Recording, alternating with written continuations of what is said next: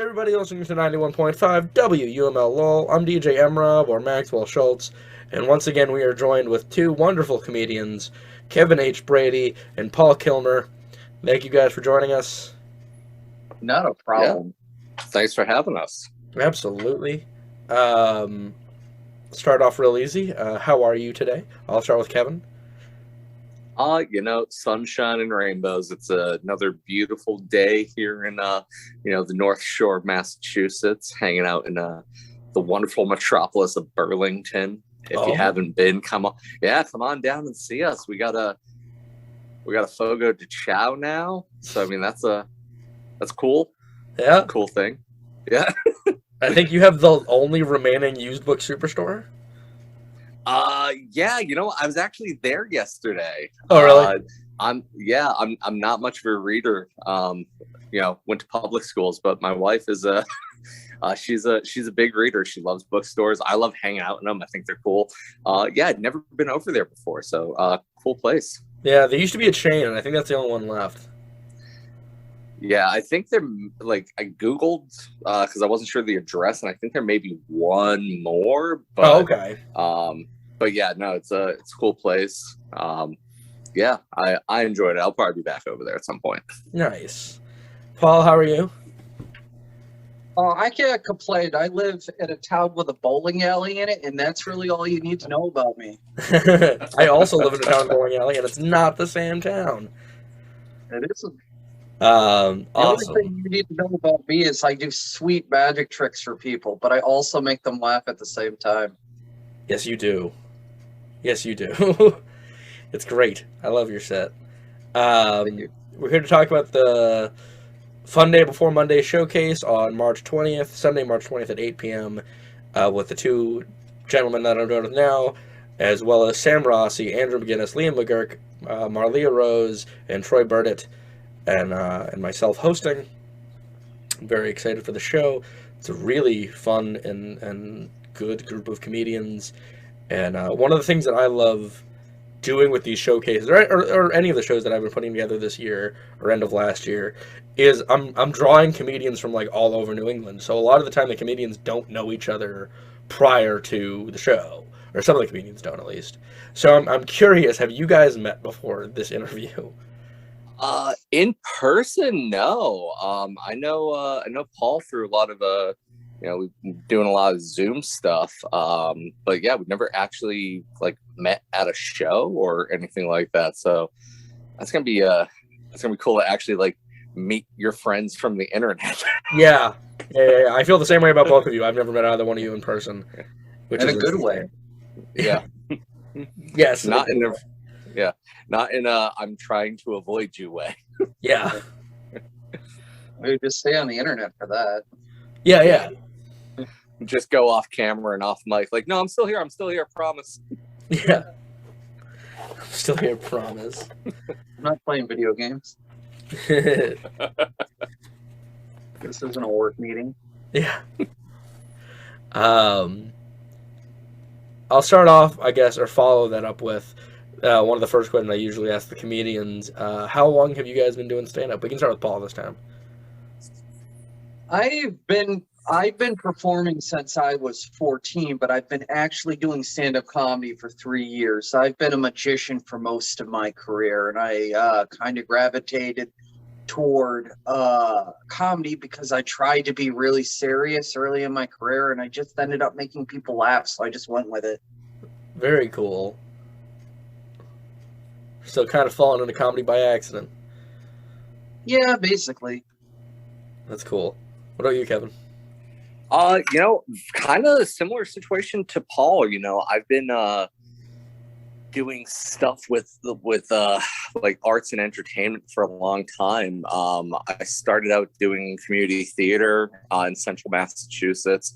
I've been acting for about I don't want to say 12 years, something like that. I've been doing that for a while. And I was actually a musician for a long time. This is actually my second time doing UMass Lowell radio. First time for comedy. Oh, wow. But I did it for years ago when I was a local musician, which is weird circling back it's cool to be back here. Yeah. But yeah, I was a musician throughout New England for the better part of a decade, and then about 4 years ago, actually, the day after the show, that's going to be my 4th anniversary doing comedy, which is fun little landmark. Wow. Started out actually in New York City. My wife and I were living in New Jersey at the time, and I'd always wanted to do stand-up. It was something that I was always interested in. Loved it as a kid, and I was like, no, I'm just going to do it, see how it goes. And I stand by it. The worst thing that could possibly happen to somebody who's trying comedy for the first time is you go up, you do your time, and people laugh. Because if you go up that first time and completely just beef it, like you just make a show of yourself, you'll never go back. But you get one person and just will, it's like, that's it. I'm done. This is what I want to do with my life. Yep. Absolutely. Yeah, I think my anniversary is like August 18th or something like that. It's in August, I know that, but so funny to think of doing this as like an anniversary thing. But yeah. Are there any like venues, I guess online or in person, that you've done that like really stand out as like your favorite? I mean, it's tough because like I started, I was about 18 months in when the entire world shut down. So, I was just starting to get to that point where I was performing regularly enough that I could start saying, oh, I like performing at this venue. I don't like performing at this venue for one reason or another. But, there's a lot of things I've been doing both in person and online. There's a comedy collective in Arizona called Little Bird that I've been working with for a while. Genevieve and Mike, the people that run that, are great people. Never met them in person either. But I've also I spent a while working with Flappers Comedy Club out of Burbank, both online and in person.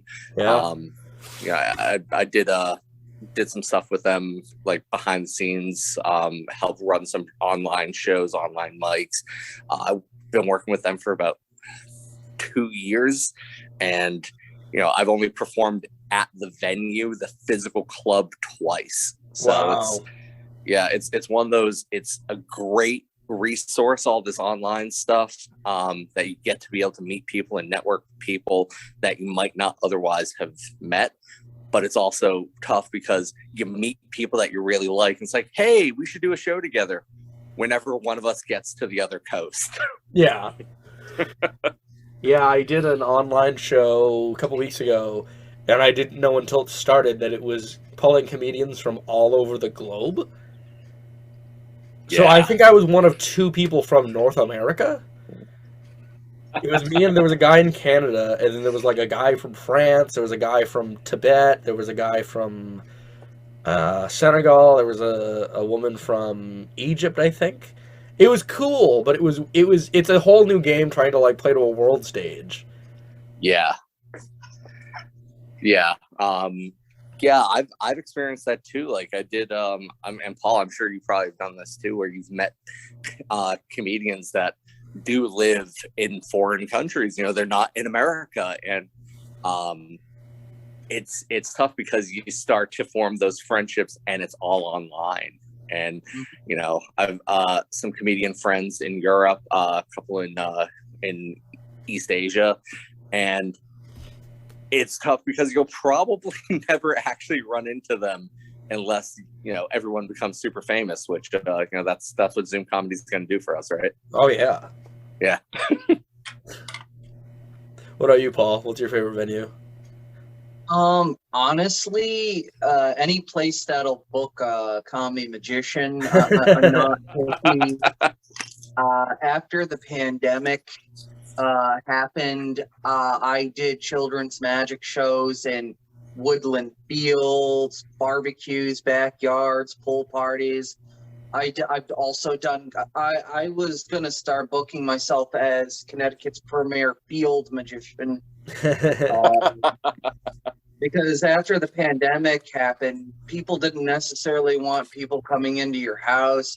A lot of backyard shows, a lot of barbecues, a lot of uncles who didn't necessarily know who you are, but were happy to have you. And a Sure. lot of uncles who didn't want you there, so they'll let you know. A lot of my favorite places to go. I mean, I can't drive, so going to open mics for me, I have to pick and choose. So a lot of the open mics in Massachusetts, Holyoke. I'm slowly working my way across the state of Massachusetts. The online, when the online mics were a thing, that was great because I made friends with everyone in Nebraska and, Hawaii. So yeah, I mean, I'm just the type of guy who's just happy to be here, happy to be alive. Me too. Me too. It's a great answer for both of you. Normally I get like a one-line answer. Nothing against anybody else who's answered that, but you guys really elaborated. That was awesome. Who are some of you guys' like comic idols or people you look up to? We'll start with Paul this time. Oh man, I have a lot. Number one, a lot of respect goes out to the amazing Jonathan. Rest in peace. A lot of people don't know Tommy Cooper was a comedy magician who worked in the 60s and the 50s, the 60s, and the 70s. He was from England. Then you have people like Andy Kaufman and Mitch Hedberg and sort of like Sarah Silverman and Janine Garofalo and all those wonderful comedians that I grew up with in the 90s. I like everyone from Bill Burr to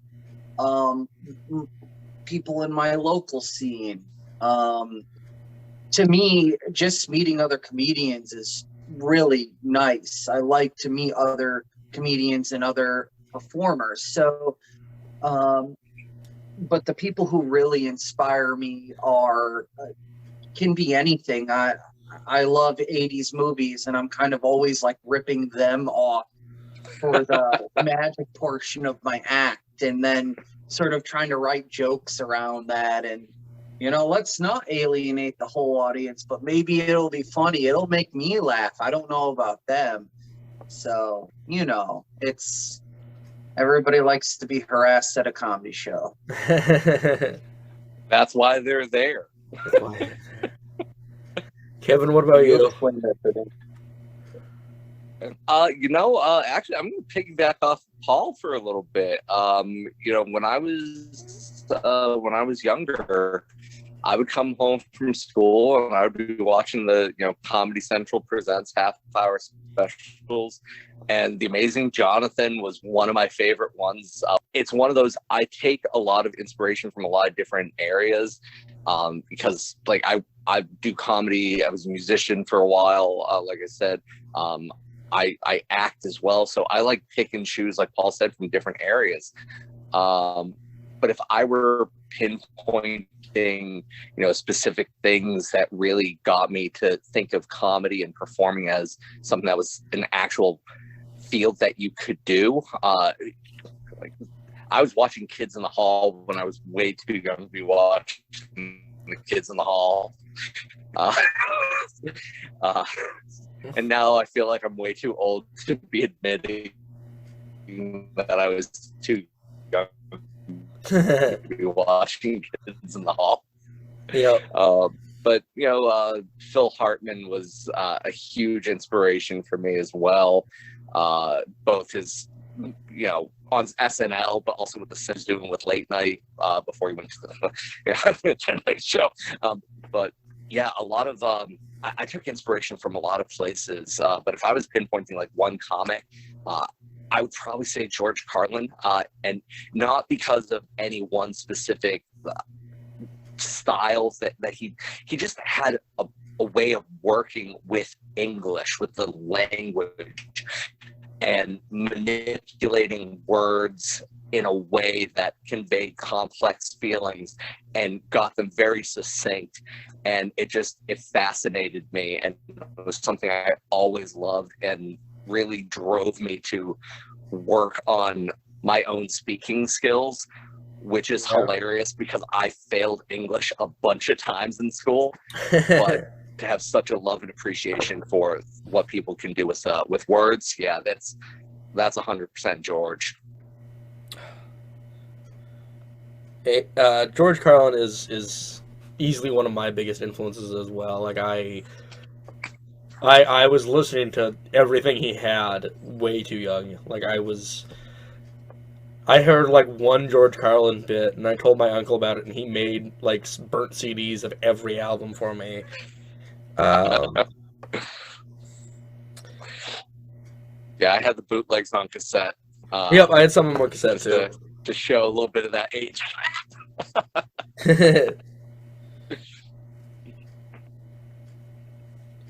Yeah.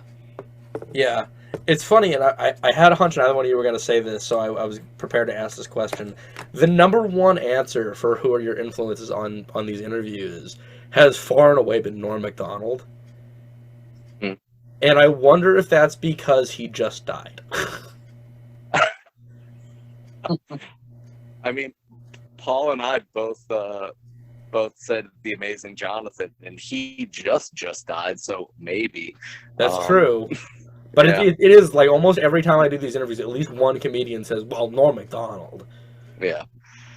You know, I can only speak for myself, but, you know, I love Norm for kind of the same reason why I love George, because he could take a simple premise and drag it out for 20 minutes just with his ability to communicate well. You know, like any of his late night specials, not even specials, like his appearances on late night, where he would take a simple pun, a silly, stupid pun, and drag it out for 5 to 8 minutes. And when he'd get to that punchline, he'd deliver it and just gloss over it, and everyone would hear it and just be, I knew this is what was happening. I knew this is where we were going to go.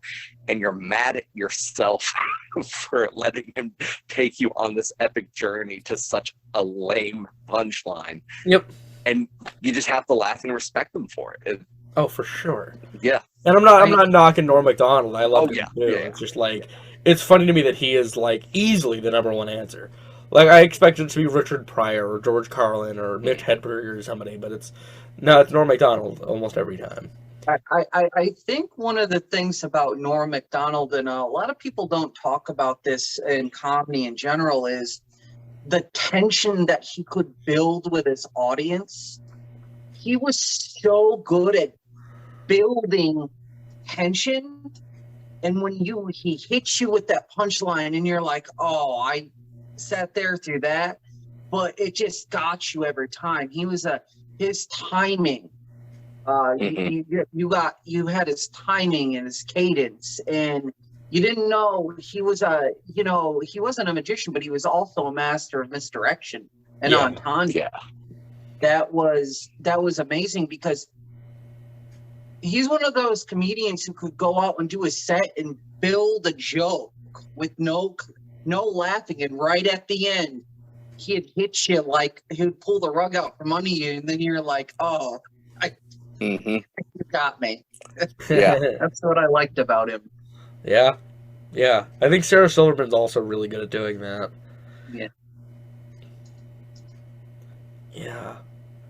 I've said this before, but I usually I go with Carlin and stuff, but I also go with like, you know, and this shows my age, but like Yu-Gi-Oh! The abridged series is still one of the funniest things I've ever consumed.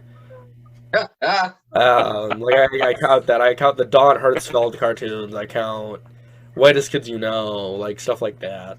Yeah. I like the Upright Citizens Brigade. I liked. Yeah. I liked all those growing up, as Kevin said, that I was actually, I did a lot of improv in college. So Okay. we were constantly watching, Upright Citizens Brigade. We were Kids in the Hall, Second City, Yeah. Broken Lizard, which people forget about. But how many of us in our age generation quote Super Troopers on a monthly basis? Yeah. We've all done it, all those guys are great. For me growing up, I had my grandparents living in the house with us, so I was getting, both music and movie influences from them as well. But, we would watch reruns of like Laugh It, All in the Family, The Jeffersons, these classic TV sitcoms that, no child in 1988 should have been watching from 1968. Like, you shouldn't even know what this show is. It was on air live once 20 years ago. Yeah. So I had that, like Paul said, that appreciation of these, comedy, SCTV, at times funnier than anything SNL was doing in the 80s, but even the old SNLs, in the 80s that a lot of people don't look as fondly on anymore, you can still find a lot of really good hidden gems in those episodes with a lot of really funny and really talented comedic actors. Just being willing to go out and find those things sometimes. And another thing, Mad TV, those guys were. How many of us have Stewart? How many of us have been at work and somebody brushes past and you go,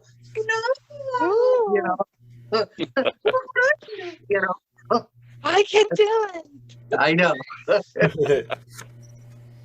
I think those are the things that defined, especially when I was growing up in the early 90s, or Mrs. Swan, or all these really iconic characters that when I was in high school, we all mimicked. Yeah. And it was great. And In Living Color was another one that was really good too. Yeah. Yeah. Yeah. Jim Carrey, before anyone knew who Jim Carrey was, but just the entire Wayans family. Everyone was on that show, and everyone was fantastic on that show. They all were. I still occasionally, dip into Fire Marshal Bill. Like if I'm trying to explain something to someone, I'm just like, let me tell you something. I think that's so iconic in a way that, like, I think we're the older we get, the more we try to explain to younger people like why our comedy was better than their comedy, even though it's all the same. It's all the same. I get it, but I think that there's something special just to actually see where everyone came from, like how everyone started. Yeah. It's like a lot of these a lot of these younger, God, I sound ancient, but a lot of these younger people, they just know Jim Carrey is an actor. He's super funny. Yeah. And they don't realize how funny he actually is until you bring up some of his early stand-up comedy. Yeah. I in a past life, in a 9-to-5 that I had, there were these two girls, and I didn't quite literally girls, they were 16, and I felt like a grandfather because they didn't know that Will Smith was a rapper. Like, they knew him as an actor and only as an actor, which is just mind-boggling to me because he was still rapping after he started acting.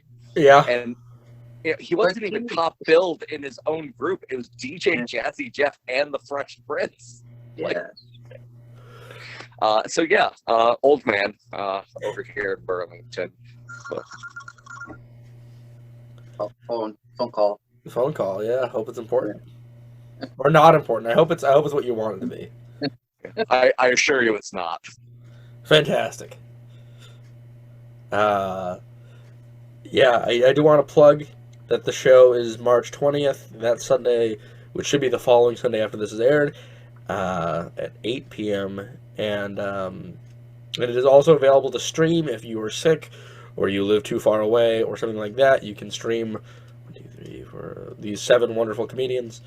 I should have already had that number, but I didn't. And me, if you count me, I'm hosting. I'll be doing some stand-up. And I love, and I know that this is just for Paul, Kevin, and I, but I love that all the while we're talking, Paul is just subtly doing magic tricks. Yeah. It's great. It's a coping mechanism. I got it. It's something I just do. Yeah. No, I'm enjoying it. Well, the real funny thing is this is Zoom. Like, Paul, you could literally just turn your screen off and just like, is this your card? Just go through the entire deck. Like, yeah, magic. It's integrity. I rather and I respect that. I would rather fool you the way you were intended to be fooled. I guess I don't know. And fool you the old-fashioned way with subterfuge. That's so funny. Being for the longest time, for the past like 9 years, I've been a professional children's magician, which always sounds worse outspoken than inside of my head. And being a magician after, I hate to say like pre-pandemic, after pandemic, I hate that, but it's definitely been a wild ride. You know, sure. I used to bill myself as Connecticut's premier living room magician, and now I'm just I'll go anywhere. You're paying me, I'll go. It's oh, you want me to perform in this attic? Oh, you got a panic room you want me to perform for? Oh, a shed in a field. That's great. Let's do this. Yeah. I'll go anywhere. No, seriously. I mean, I'm a comedian. I'll go anywhere too. Yeah. That should be on a business card. Comedian, will go anywhere. Yeah. Please like me. It should Please be on the like back of the card. Yeah. I need your validation. Have jokes, we'll travel. Yeah. Yeah. Or I have no jokes. Please pay me. Yeah.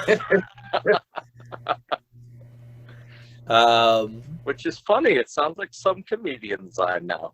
Yeah, me too. Uh-oh. Me too. They remain nameless, but